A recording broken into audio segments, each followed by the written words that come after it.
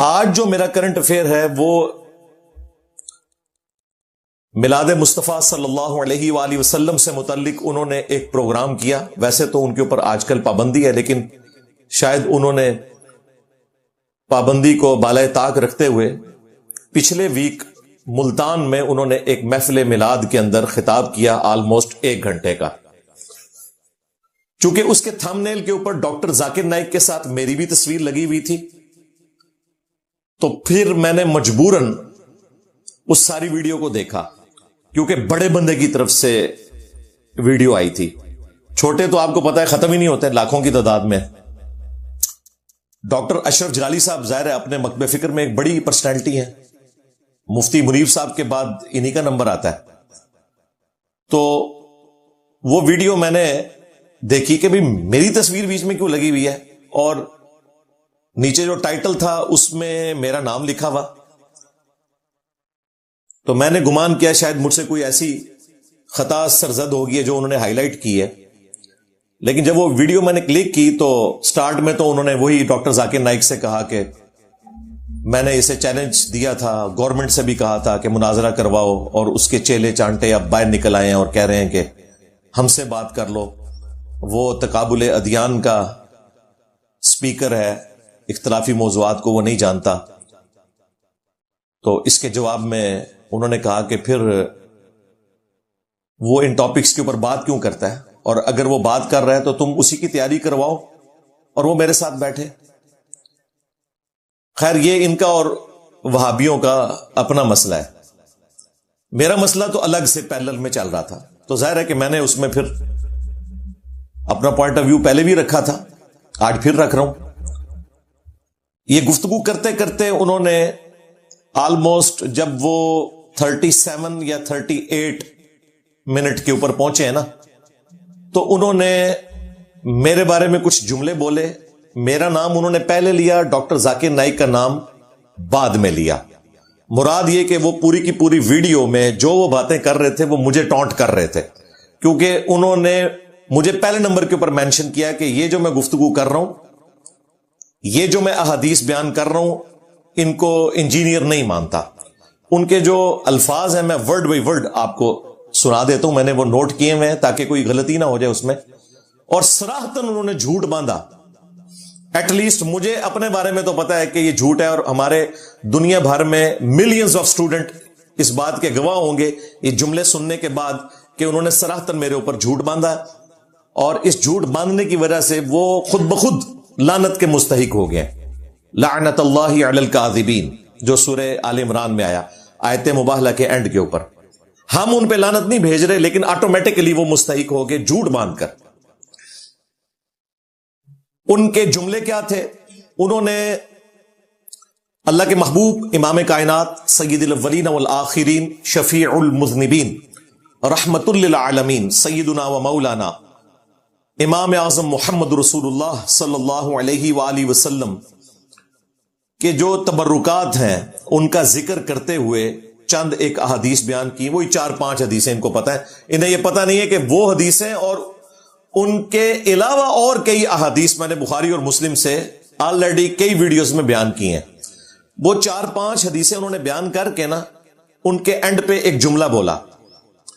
Doctor صاحب کہتے ہیں یہ باتیں ہیں جو جیلم کا گمراہ انجینئر یا یہ ڈاکٹر نالائق، نام وہ بگاڑنے کے آپ کو پتہ ہے ماہر ہے.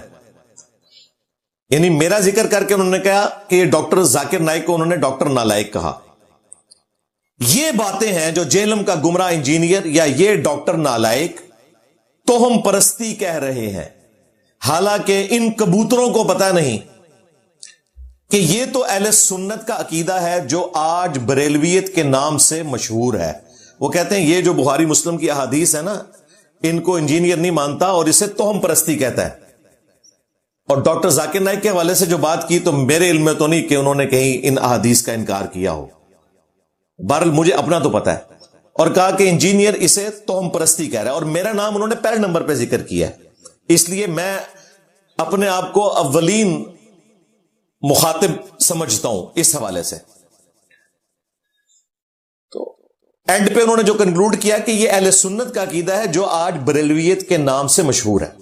یہ باتیں ہیں جو وہ جیلم کا گمراہ انجینئر یا یہ ڈاکٹر نالائق اس طرح کے کرنے والے ہیں اور اس کو تقدام پرستی کہہ رہے ہیں، اور ان بکوتروں کو پتہ نہیں کہ یہ عقیدہ تو صحابہ کا ہے جو آج اہل سنت کے عقیدے سے یا بریلویت سے مشہور ہے.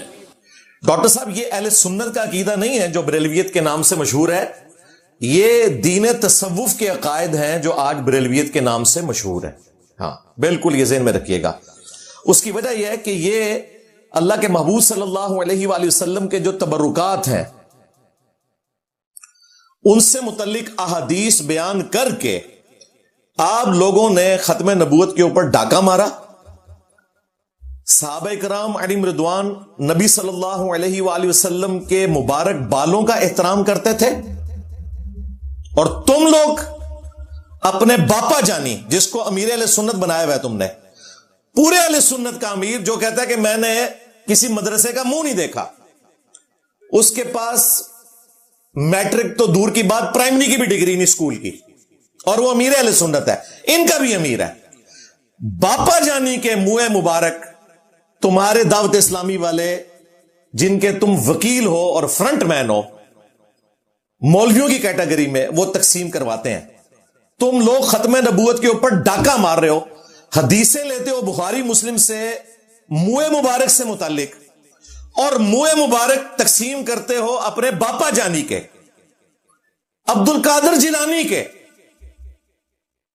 کیا سیدنا ابو بکر، عمر، عثمان، علی رضی اللہ عنہم اجمعین وعلیہم السلام اجمعین نے کبھی اپنے بال لوگوں میں تبرکن تقسیم کیے؟ لہذا یہ کہنا کہ یہ وہ عقیدے ہیں جو اہل سنت کے ہیں جن کو بریلویت کہا جاتا ہے مشہور آج کے زمانے میں، یہ بالکل جھوٹ ہے. تم لوگوں نے اہل سنت کی احادیث میں سے اپنے بزرگ اور بابوں کا احترام ثابت کیا ہے. تم لوگوں نے اپنے بزرگوں کو پیغمبر کا درجہ دے دیا ہے بغیر نام لیے. غلام احمد قادیانی دجال نے تو شراب کو شراب کہہ کے پیا، یعنی اپنے آپ کو امتی نبی کہا، اور مردود بارگاہ ہو گیا. تمہارے بابوں نے شراب کو انگوروں کا جوس کہہ کے پیا، اور نبی علیہ السلام کی عصمت کے اوپر ڈاکہ مارا کہ نبی صلی اللہ علیہ وآلہ وسلم کے تبرکات کے مقابلے پر تم لوگوں نے اپنے بال، منہ کی ہڈیاں، یہ تو میں نے خود دیکھا ہوا ہے. الیاس قادری صاحب کو 1999 میں، آج سے میں 25 سال پہلے کی بات کر رہا ہوں، مرکز فیضان مدینہ میں نے خود دیکھا سینکڑوں کے مجمع میں وہ لکاٹ یا قربانی کھا رہے تھے، اس کے بعد انہوں نے اس کی جو گٹھلی ہے نا یوں کر کے نا آڈینس کی طرف پھینکی، اور وہ کتے کی طرح اس کو حاصل کرنے کی کوشش کر رہے تھے. ویڈیوز تو یہ مدنی چینل پہ اب آئی ہیں نا، تو ان کی حقیقت کھلی ہے. یہ سارے کام یہ پہلے کرتے تھے. میرے پاس خود الیاس قادری صاحب کے منہ مبارک موجود تھے. ظاہر ہے میں نے آج گرین پگڑی اس لیے پہنی ہے کہ میں ان کو بتاؤں کہ بھائی وہ بھی کیا دن تھے، ہم بھی ایک جن تھے. آج ہم دیو ہیں، ان جنوں کے بھی پیو ہیں. ہاں ہم بھی اس جماعت کا حصہ رہے ہیں. تو ان ظالموں نے دین تصوف کو اہل سنت کہنا شروع کر دیا، اور اپنے باپا جانی کے وہ الیاس قادری صاحب کے منہ مبارک تقسیم کرتے ہیں، اور پھر باتیں ہمیں آگے کرتے ہیں. بھائی اگر اس قسم کی تم غداری کرو گے تو پھر ہم تمہیں کہیں گے کہ تم صرف اینٹی قادیانی ہو، ختم نبوت پہ تم کبھی بھی کام نہیں کر سکتے.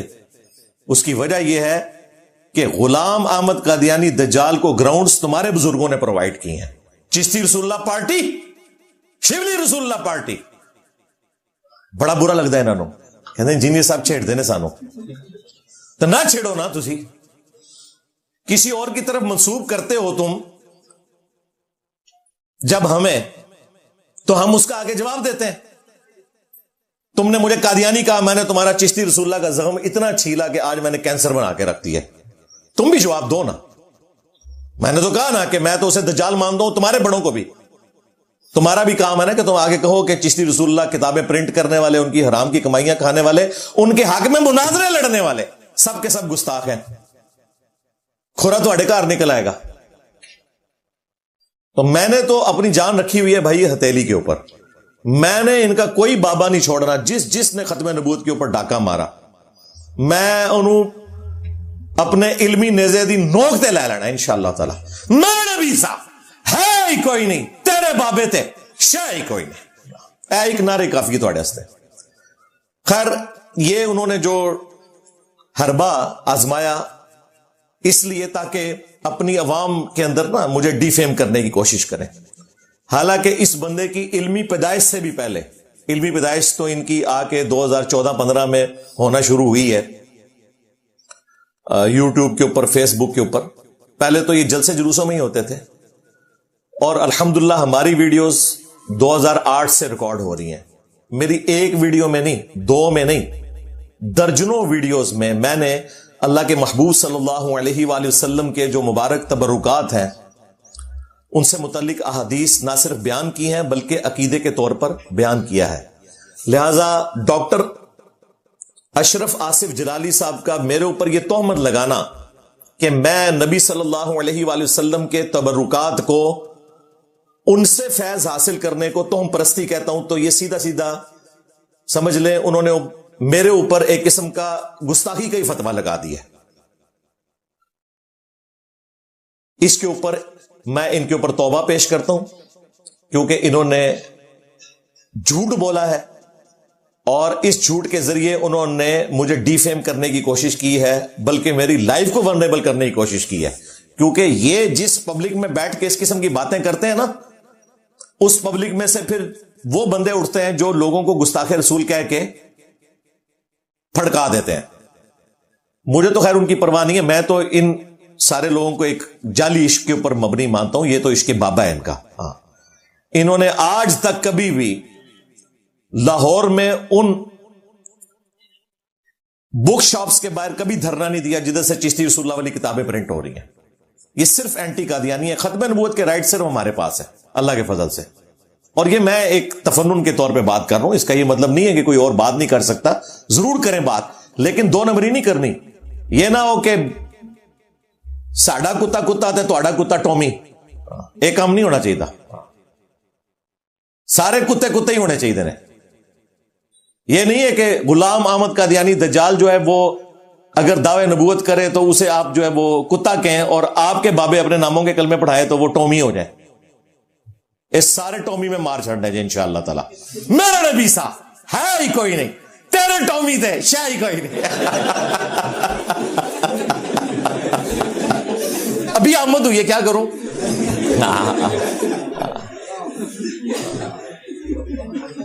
ٹومی نہیں چھڑنے انشاءاللہ تعالی. اچھا, یہ میں آپ کو باقاعدہ ایک جو میں نے تفصیلی ویڈیو اس ٹاپک پہ ریکارڈ کروائی تھی نا, وہ میں نے ریکارڈ کروائی تھی آج سے 12 سال پہلے, 30 جون 2012 کو. ڈیٹ بھی میں آپ کو بتا رہا ہوں. مسئلہ 43, وسیلہ اور توسل کے صحیح احکام و مسائل. جب سورۃ المائدہ کی آیت نمبر 35 آئی تھی نا وسیلہ سے متعلق, اس کے کانٹیکسٹ میں میں نے تفصیلی گفتگو کی تھی, آلموسٹ کوئی 1.5 گھنٹے کی. اس میں میں نے 5 شرعی وسیلے بتائے تھے جو مشروع ہیں, اللہ کے محبوب صلی اللہ علیہ وآلہ وسلم نے تعلیم فرمایا. ان میں چوتھے نمبر پہ جو میں نے وسیلہ ذکر کیا تھا وہ اللہ کے محبوب صلی اللہ علیہ وآلہ وسلم کے تبرکات کا وسیلہ تھا, اور اس میں نے کافی ساری احادیث بیان کی تھی. آج انشاءاللہ تعالی میں ان احادیث کو ریپیٹ کر دوں گا تاکہ دوبارہ سے ویڈیو ریکارڈنگ میں آ جائے. اور اس کے بعد ڈاکٹر اشرف جلالی صاحب کے اوپر توبہ کرنا واجب ہے, کیونکہ یہ میں آج ریکارڈنگ نہیں کروا رہا ہوں, میں نے ڈیٹ بھی بتا دی ہے. یوٹیوب پہ جائیں, 43 مسئلہ لکھیں, وہ ویڈیو کھل جائے گی. اگر یہ باتیں میں نے اس میں نہ کی ہوں تو میں مجرم ہوں. اب اس شخص سے پوچھیں کہ تو نے خود سے میرے بارے میں کیسے ازیوم کر لیا کہ میں ان چیزوں کو نہیں مانتا. اور ہمارے اکثر مخالفین, خواہ وہ فرقوں کے مولوی ہوں یا موٹیویشنل سپیکر ہوں یا مولویوں کے فرنٹ مین ہوں, وہ خود سے نا میری طرف کوئی جملہ منسوب کرتے ہیں, آدھی میری بات پکڑتے ہیں, آدھا اس میں خود سے ایڈ کر کے نا ایک پہلے ڈاکٹرن بناتے ہیں, اس کے بعد اس کو جواب دینا شروع کر دیتے ہیں، حالانکہ میرا وہ نظریہ ہی نہیں ہوتا. یہ اکثر لاہور کا جو چھوٹو مولوی ہے وہ خود سے چیزیں بناتا ہے اور پھر جواب دیتا ہے اپنا علم جھاڑنے کے لیے. اسی طریقے سے باقیوں کو میں نے دیکھا ہے. اس لیے میں اپنے اسٹوڈنٹس کو بھی وارن کروں گا کہ ہمارے عقائد و نظریات کو ان چھوٹے کلپس یا ان کی کہی ہوئی باتوں سے نہ آپ سمجھیں، بلکہ جو ہم بات کر رہے ہیں اس کے ذریعے سمجھیں. اس طرح تو آپ کسی کے اوپر بھی کوئی جھوٹ منسوخ کر سکتے ہیں. اب یہ اتنا ذمہ دار شخص ہے ڈاکٹر اشرف آصف جلالی، اسے وہ امام جلالی کہتے ہیں. جس طرح امام احمد بریلوی، اگلا نمبر اسی کا لگایا ہوا انہوں نے، بیچ میں ایک شاہ احمد نورانی صاحب. علمی طور پہ اس وقت فرنٹ پہ فیس مفتی منیب الرحمان صاحب کے بعد پاکستان میں انہی کا ہے، ڈاکٹر اشرف جلالی صاحب کا. اور وہ کہہ رہے ہیں کہ انجینئر جو ہے وہ توہم پرستی کہتا ہے، نعوذ باللہ، نبی صلی اللہ علیہ وآلہ وسلم کے تبرکات کو. اور کون کہہ رہا ہے کہ جس کا اپنا باپا جانی اپنے بال تقسیم کرتا ہے. اگر یہ واقعی نبی علیہ السلام سے عقیدت رکھتا ہے نا، تو اب اس کی ویڈیو آنی چاہیے جس میں یہ باپا جانی کی مخالفت کرے. کبھی نہیں کرے گا، کیونکہ وہ باپا جانی تو اس وقت ان کی ایک سمجھ لینا اتنی بڑی ہستی بن چکے ہیں، ان کے ساتھ کوئی اختلاف کر ہی نہیں سکتا، چندہ جوڑا ہوا ہے.